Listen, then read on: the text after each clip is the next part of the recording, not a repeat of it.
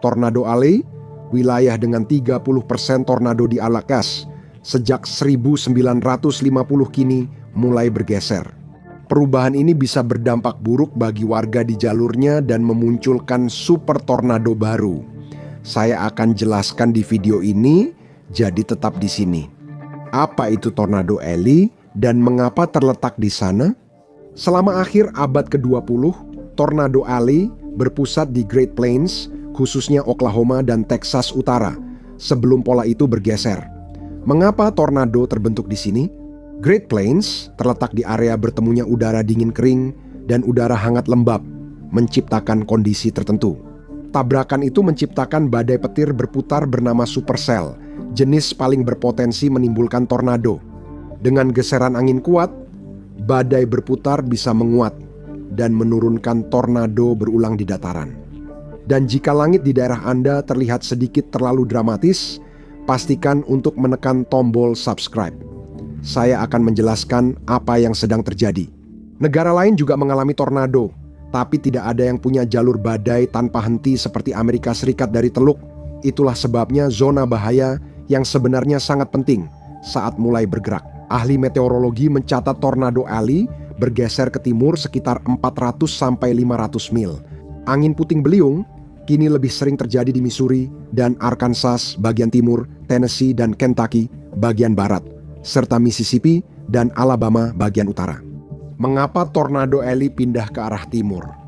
Kelembapan Teluk Meksiko yang masuk ke daratan dan pola badai di lembah Mississippi membuat unsur-unsur yang dulu berkumpul di dataran kini bertabrakan lebih ke timur, menciptakan kondisi yang mendukung tornado di lokasi baru. Perubahan ini mulai diberitakan pada 2011 saat gelombang tornado besar melanda Alabama, Mississippi, dan Tennessee. Itu salah satu peringatan paling nyata dalam sejarah tornado modern, bukan sekadar peristiwa langka. Data mendukungnya. Sejak tahun 1990-an, aktivitas tornado perlahan bergeser ke timur, sehingga Tenggara kini mengalami lebih banyak tornado. Pada tahun 2025, perubahan ini tak bisa diabaikan. Bukan karena tornado tak pernah terjadi di luar dataran, tapi karena fenomena itu terus muncul, berulang di koridor timur yang sama. Tapi tunggu, masih ada lagi. Perubahan ini tidak hanya mengubah di mana tornado terjadi, tetapi juga mengubah apa yang terjadi ketika tornado itu muncul. Ya, tornado memang selalu terjadi di luar wilayah tradisional, bahkan di tempat tak terduga, namun biasanya peristiwanya terisolasi.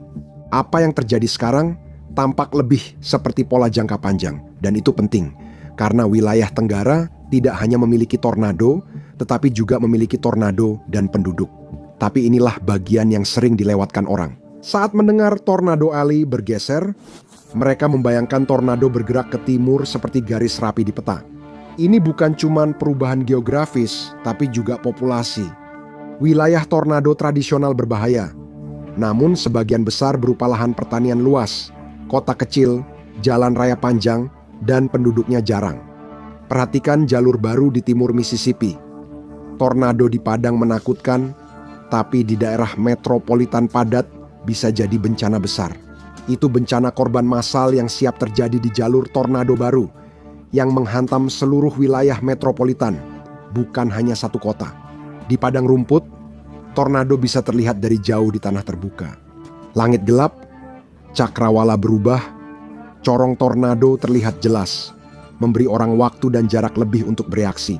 Di padang rumput, tornado menerjang tanah terbuka, tetapi lebih ke timur, badai yang sama menghantam daerah pinggiran kota yang padat, mengubah angin menjadi puing-puing, menyebabkan pemadaman listrik, dan menjebak orang-orang di tempat terbuka.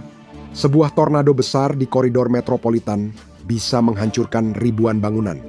Dan bagian terburuknya, pergeseran ini membuat satu hari wabah tornado lebih mudah menghantam beberapa kota di jalur yang sama.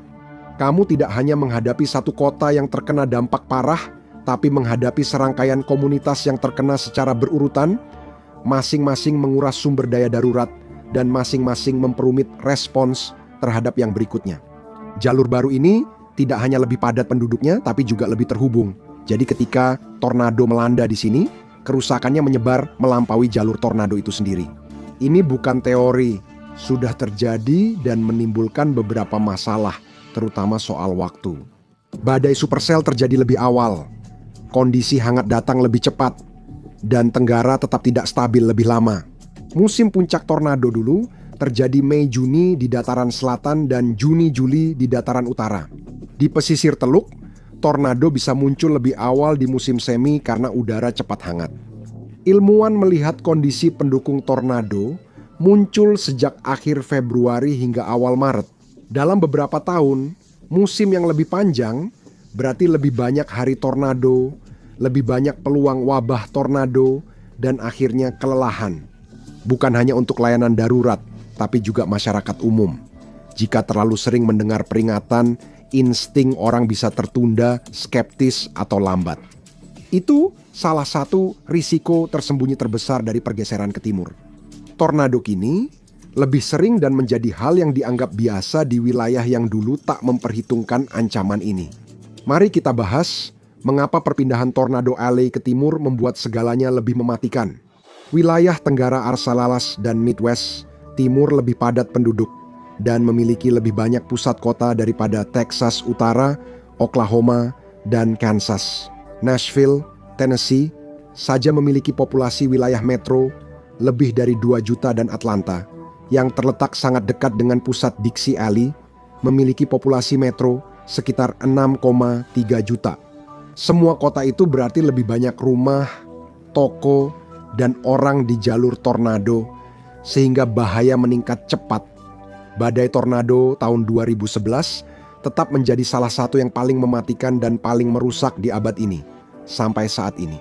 Tornado melanda Tenggara, menewaskan ratusan dan melukai ribuan orang. Inilah perbedaan utama antara tornado Alley lama dan baru. Di dataran, tornado dapat melewati lahan pertanian dan tetap bersejarah, namun lebih sedikit orang di jalurnya. Di Tenggara, kemungkinannya lebih tinggi. Tornado-tornado langsung menghantam perumahan, apartemen, pinggiran kota padat, dan infrastruktur metropolitan, sehingga tornado di lokasi yang salah bisa jadi bencana besar. Namun, itu baru sebagian ceritanya.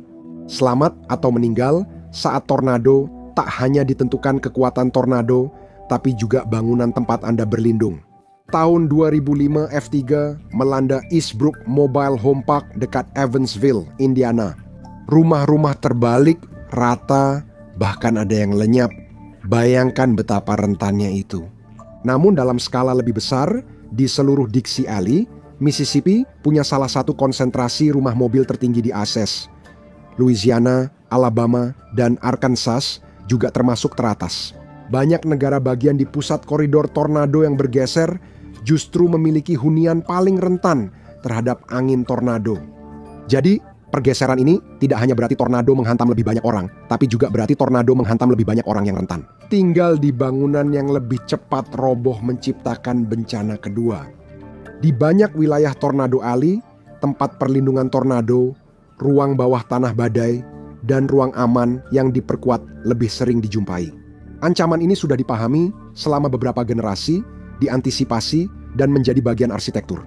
Namun, di Tenggara banyak area yang ekspektasinya tidak pernah sebesar itu. Saat risiko tornado naik, wilayah itu harus mengejar ketertinggalan dengan cepat, meski kekurangan waktu, dana, dan infrastruktur. Dan bahkan setelah kerentanan perumahan, situasinya masih bisa menjadi lebih buruk. Dixie Alley memiliki faktor lingkungan yang membuat tornado lebih sulit dilihat, dihindari, dan untuk selamat. Wilayah Tenggara sangat berhutan lebat, dengan vegetasi yang tebal dan medan yang bergelombang. Itu berarti jarak pandang menjadi lebih buruk. Kamu tidak selalu bisa melihat tornado datang dari jarak 10 mil, kamu baru melihatnya saat sudah dekat, atau bahkan tidak melihatnya sama sekali. Pohon bukan hanya penutup visual, tapi juga puing-puing. Sebagian besar kematian akibat tornado disebabkan puing-puing, bukan angin. Di daerah padat, badai serupa lebih mematikan, karena lebih banyak benda bisa berterbangan dan ada masalah medan serta perjalanan. Di daerah datar, orang bisa melihat lebih jauh dan punya lebih banyak pilihan menghindari jalur badai jika ada waktu. Di daerah hutan berbukit, tornado bisa tersembunyi karena jalan berliku dan naik turun serta pepohonan menghalangi pandangan. Badai dapat muncul dari balik medan yang tak terlihat, meningkatkan risiko orang terjebak di luar, di jalan, atau di tempat perlindungan tak aman. Tepat saat tornado Dixie Alley paling mungkin melanda, banyak juga yang terjadi di malam hari. Wilayah ini sering mengalami cuaca tidak stabil setelah gelap, dengan aliran kelembapan dari teluk hingga malam. Selain itu, musim tornado di sini sering dimulai lebih awal dalam tahun, saat hari-hari lebih pendek, jadi tornado lebih mungkin datang ketika orang-orang sedang tidur. Itu penting, karena tornado di malam hari jauh lebih mematikan. Orang-orang tidak sedang mengamati langit, mereka tidak memeriksa cuaca, mereka tidak mendengarkan peringatan dengan seksama, mereka bahkan mungkin tidak terbangun sampai kerusakan mulai terjadi. Orang akan lebih sulit memahami urgensi peringatan di malam hari. Saat peringatan ponsel membangunkanmu, kamu hanya punya beberapa detik untuk memahami maknanya, di mana kamu berada, dan kemana harus pergi. Banyak orang kehilangan waktu berharga untuk memahami situasi, dan di banyak rumah, terutama rumah mobil, tidak ada tempat aman untuk berlindung sejak awal. Meski orang sudah terjaga dan waspada terhadap peringatan, tetap ada ancaman lain yang membuat tornado tetap tersembunyi. Wilayah Tenggara sangat rentan terhadap tornado yang terbungkus hujan. Itu terjadi saat tornado terbentuk dalam badai dengan hujan deras, sehingga tornado tersembunyi di balik tirai hujan. Kadang tornado tidak terlihat oleh mata telanjang. Hujan, kabut, gelap, dan hutan lebat bersatu menciptakan bahaya. Anda baru sadar ada tornado saat sudah di atas Anda. Itu menjadi masalah bertahan hidup secara langsung karena banyak orang merespons secara visual. Jadi, ahli meteorologi mengandalkan radar untuk memastikan tornado itu benar-benar ada, yang sebenarnya tidak masalah jika cakupan radar sempurna, tetapi di beberapa bagian Tenggara, cakupan radar memang tidak sempurna. Meski ada radar, beberapa tornado tetap tersembunyi hingga detik terakhir sehingga bisa berakibat fatal. Titik buta ini tidak hanya ada di pedesaan yang kosong, tetapi juga memengaruhi kota-kota dan daerah perkotaan. Dan ketika peringatan datang terlambat, orang-orang tidak punya waktu untuk mencari perlindungan. Tornado tidak memberi Anda waktu 1 jam kadang-kadang, bahkan tidak sampai 10 menit. Dan menit-menit yang hilang itu mengubah segalanya. Dan semakin sedikit orang yang berlindung, berarti jumlah korban jiwa semakin tinggi. Pejabat mendorong peningkatan radar dan cakupan baru. Beberapa negara bagian mencoba menutup titik buta. Namun, pusat populasi utama masih bisa tertutup tidak merata. Maret 2023 tornado dekat Charlotte merusak lebih dari 200 rumah dan melukai beberapa orang.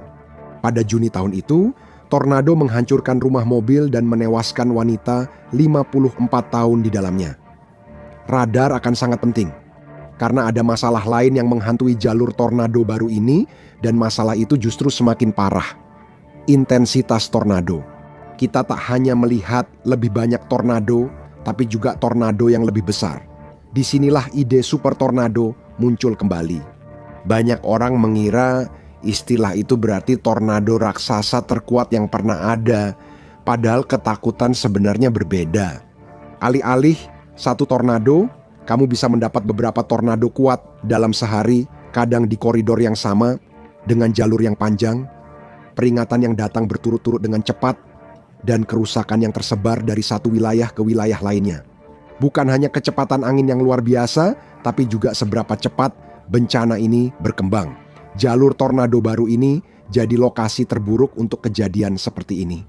Lebih banyak orang, lebih banyak daerah pinggiran yang padat, lebih banyak rumah mobil, lebih banyak pohon, dan visibilitas yang buruk, lebih banyak badai di malam hari, dan di beberapa tempat cakupan peringatan yang lebih lemah.